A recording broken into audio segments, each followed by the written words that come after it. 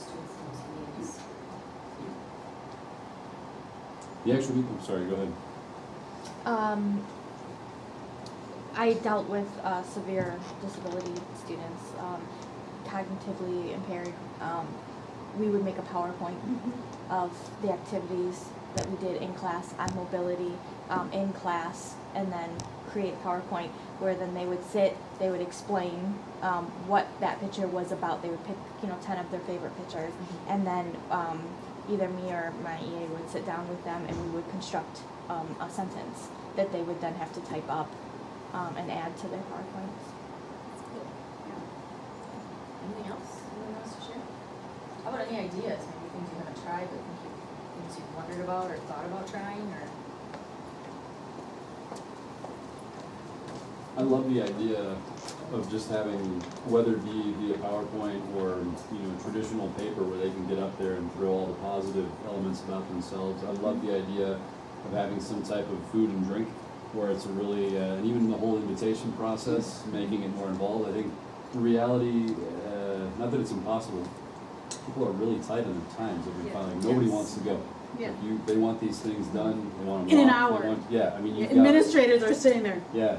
Unfortunately, and the teachers, getting the teachers Yeah. to actually come in. You're I very have good. some that are really close with these students that are like, I just, maybe I can tell you a few things about them, but I really don't want to get pulled from class to do this, and that's been And really it's so challenging. important that they're there. Yeah, It's so important. Yeah. Any other ideas? Sometimes students are so focused on where they are now. I'm at school now, and so they don't look into the future. Right. So having conversations about, where you are now and where you are going, I think that's important. And how we're gonna So get wrapped there. up. Yeah, exactly. It breaks my heart to go in an IEP meeting and have the student not there. That just kills me. Because, it's kind of like rude, because you're like talking about this kid behind their back. And that's always been like my biggest pet peeve. And so sometimes you get parents that don't want their young person there. They just don't want them to hear all that. And I've always still tried to say, okay, all right, but can he come and introduce himself and maybe introduce you to me? Just to get that student somehow involved in the meeting. And I had another student who he would put himself in a tither. He would get so upset, he would walk in the school building the morning of his IEP and just start crying and wailing and weeping because he did not want to go to his meeting. So I said, okay, can you write us a note? Because he loved to write. Write us a note and tell us what you want us to know about you. Tell us your favorite class or whatever. So he wrote this beautiful letter that we read at his IEP. So at least he was somehow involved in that meeting. Physically, I couldn't get him there because I really didn't want to see what would happen if I tried to get him there, because he just had such a fit coming even in my building. Okay, but it's so important. Even your kids with super significant disabilities. I've been at meetings where the student hit a switch and said, "Hi, my name is," and introduced himself, and that was his contribution to the meeting. So I just think it's so important that they're there. And then the other piece we talked about a little bit before, not only do the students need to know what their disability is, they need to know what that means. I had a student at work the other day, and I said, so why did you have an IEP? And he's like, I've got a learning disability. I said, what's that? He goes, I don't know, but I got one. And I'm like, okay, what do you have trouble with? And then he could list it off. And I said, so what I'm hearing you say that affects your ability to read and reading. And math, you do great. Yeah, it's in reading. So hopefully by the time I'm done working with him, he's going to have a better understanding of how that disability affects him. Because when he gets to the point of applying to DVR, he has to answer that question. It says, how does your disability affect your ability to work? So he has to know what that is. You can't just say, I have a learning disability. They want to know, and then when the DVR counselor meets with them, they're going to ask them that too. So why do you need DVR to help you? What is it that you have challenges with that DVR is going to help you with? What's in the IEP too? How does their disability affect how they function in the classroom? Yeah. Or the supervisor at King doesn't even want us listing what the disability is, but the direct effect that it has on the Yeah, classroom. but look at the way that's worded. Your kid's not gonna understand that. Mm-hmm. Pragmatic, da-da-da-da-da-da, you know. Well, when you get into reading and math and Yeah. writing and things like that, they will. Yeah. Like if you put that in there, that student has difficulty accessing these things or with comprehension or whatever it might be. That's something that's more tangible than just throwing out 3 or 4 letters of something that. Oh, right, right. Yeah, but Yeah. make sure that the kids know what that means. Yeah. Because I know, I was at an IEP meeting last year. The kid was a senior. And we finished the meeting, and the kid looked at me and he said, "So why have I been having these meetings every year?" I kid you not. And I'm like, oh my goodness. So we had this long talk. Well, you know when you go to English class and there's 2 teachers in there? Oh yeah, that one lady's with the special ed kids. I'm like, yeah. And he goes, oh, she's there for me? I'm like, yeah. I'm not even kidding. So sometimes though, we do have these discussions with the kids and it just doesn't sink in there. Sometimes the parents don't quite understand. So it's important that at every meeting you go to, even though if you've been working with this kid for the past 7 years, that you still talk about it. And you still, make sure that the student is able to explain why they're there. And one way having that conversation is, this is something that we've utilized in my district with different success rates. You mentioned you do a PowerPoint. We've tried that too. Just having the kids use, if you have, just having them sit down in a more formalized manner and kind of put together something before the meeting. This gives them something to take into the meeting to kind of guide them through. You can use this PowerPoint. Maybe you decide you only want to use certain slides. Maybe there's only certain pieces of the IEP that you want that the student feels comfortable talking about. But what I really like most about doing these IEPs is that it really gets the students reflective about what's in that IEP and why it's in there and what they really need. And even the process of creating this, writing it down, and then at the IEP meeting talking about or at least bringing up the different topics, it helps ingrain that information so that it's not just them sitting in a meeting, hearing it, or being talked to. It's involving them in the conversation. So what I did when I put this together was I really pulled out more of the transition pieces of the IEP. You can doctor this. I've seen a lot of different ways of having a student. They call it self-directed IEP, where students directing the IEP. There's a lot of different ways to do this. This is just one thing I put together that was really focused on transition. So I really pulled a lot of those transition pieces out. I actually put this one together. This was a template I had the students use, and I put some examples, and I really made it, because when I did it, I pulled the kids in as a big group, like I pulled all the kids out of a guided study for one block and did it. And so this is a way that they could do this a little more independently. I gave them IEPs from previous years as kind of a roadmap or a place for them to start. And then they put together something as a big group, and then individually as IEP meetings came up, then over the course of the next year, the teachers had this and the students had this as, oh yeah, that's right, we pulled this and we put this together that one day with Ms. Rindall, and then they could tweak it, kind of and do a little bit more one-on-one with the teacher to go through it and make sure that it was as it needed to be.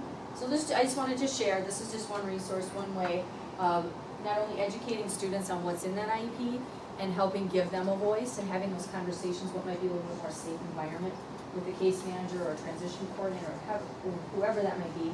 I've also heard of districts actually having assistants because teachers, your time can be very tricky to find the time to do this with all of your students. So even having assistants who spend a lot of time working with your students, sometimes more than the teachers do, work through this plan for them to present and to work with you at IEP meetings as well. So, any questions on this, or any thoughts or ideas or ways you might think that this would be useful? I've had this where we've just kind of had it in the background at meetings, and the students kind of flipping through the spots as we go. But especially when you get to like your likes and dislikes, like that's a great time to draw in the student to ask, and instead of putting them on the spot, they can kind of look up and say, oh yeah, that's right, this is what we talked about.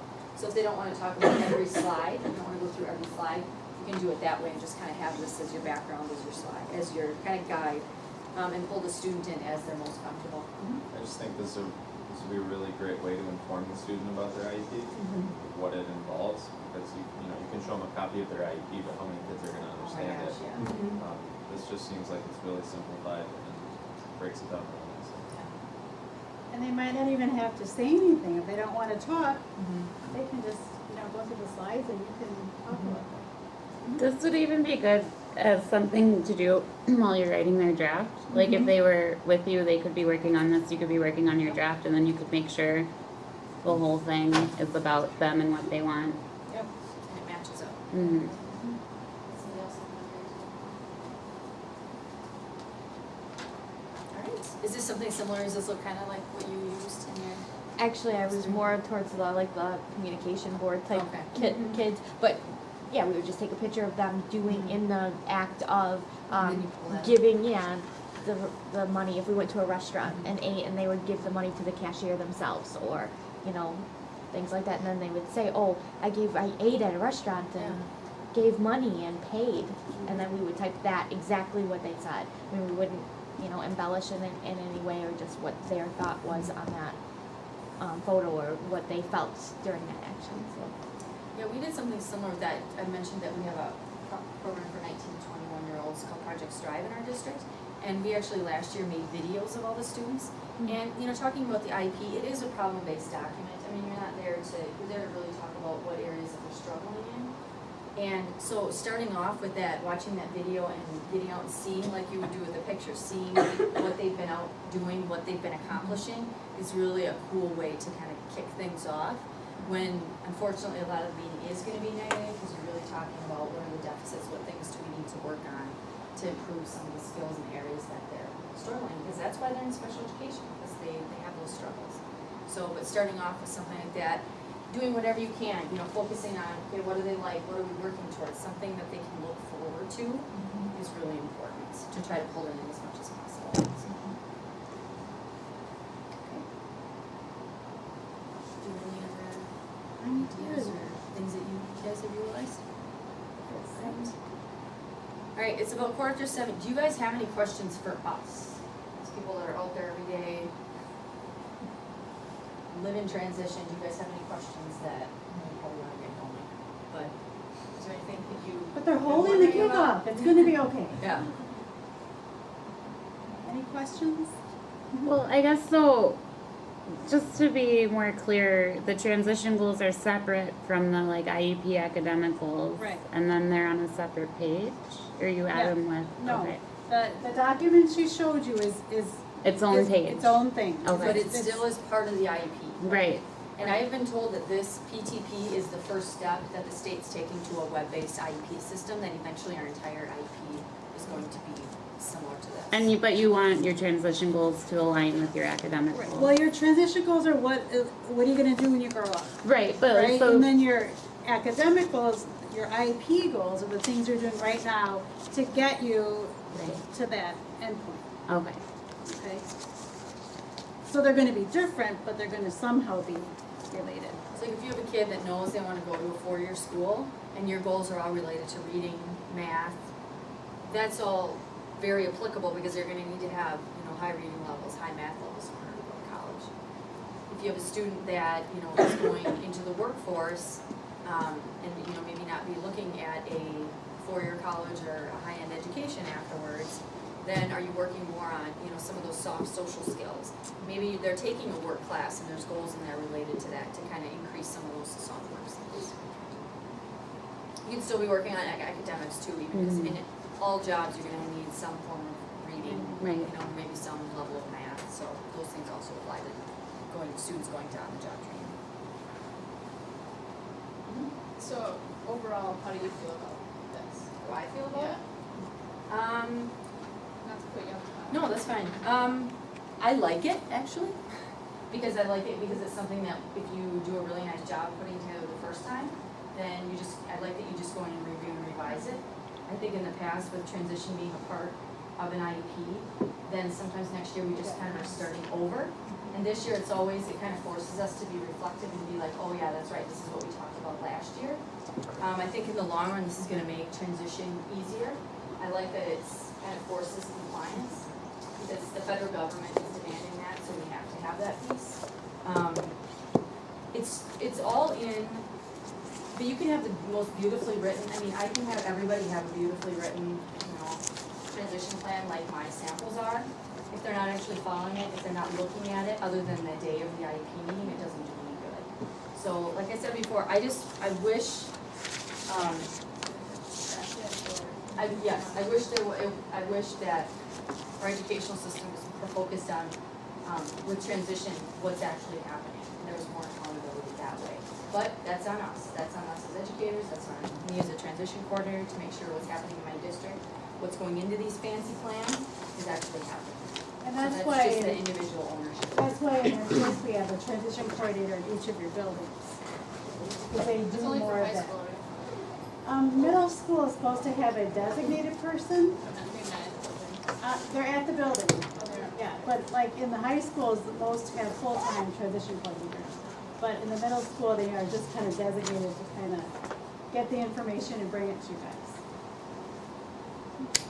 The tabs along the top, it was create, review, it was like 2 or 3 other tabs up It's a top. reports tab, and I see a different one than the teachers do, because I'm the administrator for it. There's a create, there's a review revise, which is what you do when you're looking into it every year. Create initial is for what we did today. Mhm. And then there's a reports tab that you can go in to see, I think everybody has access to that, to see what all of them that have been submitted, and to go in and, because I think you guys probably have to do this too, you submit it, and then you have to go back in and pull that final one out to attach it into, you guys have Encore? Yeah, We have Infinite Campus, so we go into the reports tab to get them, so if you need to go in and access them after they've been submitted. yeah, I had to do Reports that. tab. I kind of just guessed my way through. It was pretty self-explanatory, but I just had to get something printed to, Yeah. Submit to Send it review, to send revise, home, and, yeah. yeah, Yeah, so Alright. that's under that reports tab. all right. Do you have a question? Nope, I'm Oh. just scratching my hair. Okay. So I'm just looking at, I have my IEP set of plans, and there's an I-8 in it, so I'm using is that gonna be not even in there? IA was what the transition pages used to be. So, I'm just gonna get rid of that. Yeah. Then my other, oh, never mind. Well, they still use them now. Like, you have to check a few boxes. Yeah. And then you attach that to that In section. place of those. Yeah, like you check the box, they give you a code number, and then you plug that code number in stating that you've done it. I think that's how it works. It's pretty simple, but that's like the bulk of it. But you still have to fill out that I-8, like it won't even let you complete it unless you do it. So like you won't be able to mess up, because it won't allow you to. Doesn't it to just finish say, the have you document. completed the transition pages on the da-da-da-da website? Yeah, but then And you you have to give check them it, the and you number, put in the your number, PTP they give you a number. little number, Yeah, you have to put that number on. I'm just kind of, cause there's like goals like down here still in this. No, that's the old, Yeah. it's the old This was form. Right. The old IEP last year.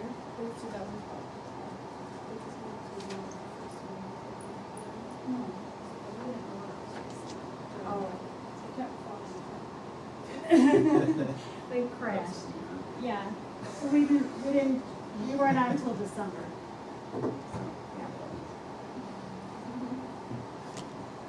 Okay, any other questions, comments?